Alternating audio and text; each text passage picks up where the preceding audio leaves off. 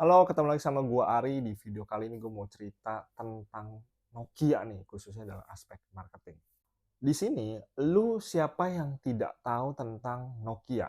Ini adalah brand handphone yang sangat-sangat besar, raksasa teknologi atau raksasa handphone lah pada zamannya, sekitar tahun 90-an mungkin ya.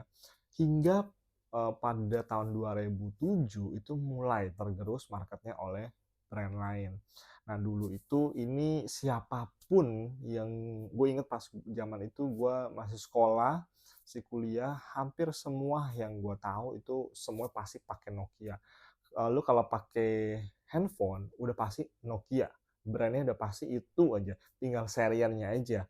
Beberapa seri lah, ada misalnya yang gue ingat 3310, waktu itu ada serian yang istilahnya communicator, yang ada keyboardnya, terus waktu itu ada kameranya, jadi seriannya aja yang membuat ada kasta ya. Jadi kalau di masyarakat lu pakai yang oh nih handphone misalnya masih yang biasa gitu kan, yang nggak ada kamera, nggak ada apa, cuma SMS doang, telepon gitu kan.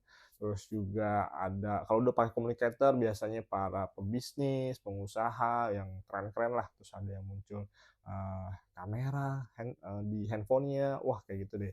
Nah jadi orang-orang yang berada punya serian yang berbeda, yang low juga punya seriannya yang low kayak gitu.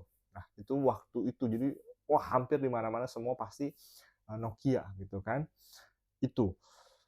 Kemudian tahun 2007 itu ini yang gua baca-baca lagi ya.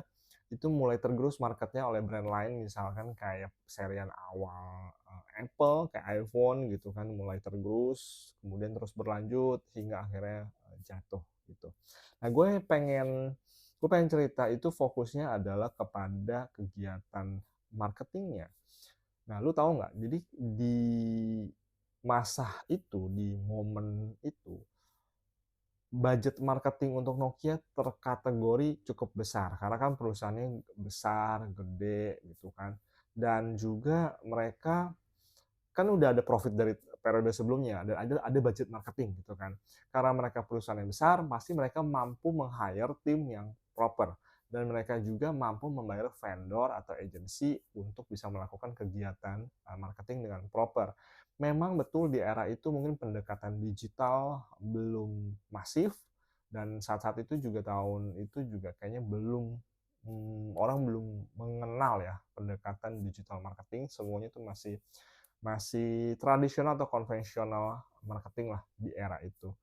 Nah, tapi terlepas daripada itu mereka punya budget marketing yang sehat lah, yang proper dan mampu juga eksekusi kegiatan marketing yang sesuai dan relevan gitu. Tapi kenapa tetap jatuh? Nah, gue mau menyoroti di hal ini ya.